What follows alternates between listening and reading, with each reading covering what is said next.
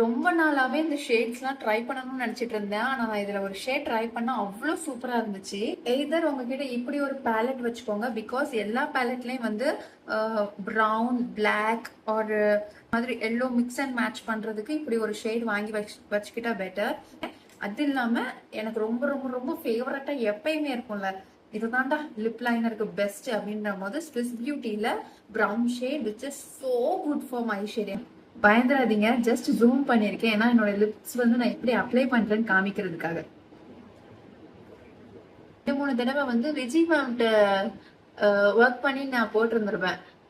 அவங்க பண்ணும் போது தான் தெரியுது, ஓ லிப்ஸ் இவ்வளவு நல்லா அழகா ஆக்கலாமா அப்படின்னு. அவுட்டர் லேயருக்கு நான் இதை கொடுத்துருக்கேன். உங்களுக்கு எப்படி தெரியுதுன்னு தெரியல, எனக்கு இங்க சூப்பரா இருக்கு. ஸோ இந்த ஷேடு வந்து இந்த மாதிரி தான் இருக்கும். இது வந்து ஒரு மாதிரி மகாராணி பேஜ் அந்த வேரியேஷன்ஸ்ல இருக்கும். கீழே நம்ம எப்படி போடுறோன்றது முக்கியம் இல்ல, மேல எப்படி ஷேப்பா போடுறோன்றதுதான் முக்கியம். இந்த கான்செப்ட் எனக்கு 27 வயசுல தான் புரியவே செஞ்சிருக்கு.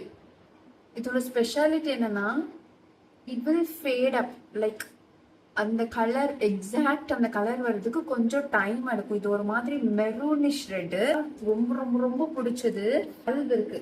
இந்த 12ல நீங்க வந்து கிளாஸா யூஸ் பண்ணிக்கலாம். அதுவும் இந்த ரெட் எல்லாம் பாத்தீங்கன்னா, இதுக்கு இந்த லிப்ஸ்டிக் ஷேடுக்கு ஒரு பிளாக் கலர் ட்ரெஸ் போட்டோம்னு நினச்சிக்கோங்களேன். நீங்க இந்த பாக்ஸ் மட்டும் வாங்கி வச்சு இது அரௌண்ட் ஒரு 250 சம்திங், 250 300 சம்திங் அந்த ரேஞ்ச் தான். ரொம்ப ரொம்ப கம்மி தான்.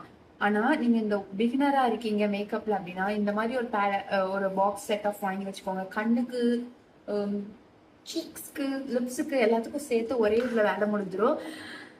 எனக்கு ரொம்ப பிடிச்சிருக்கு.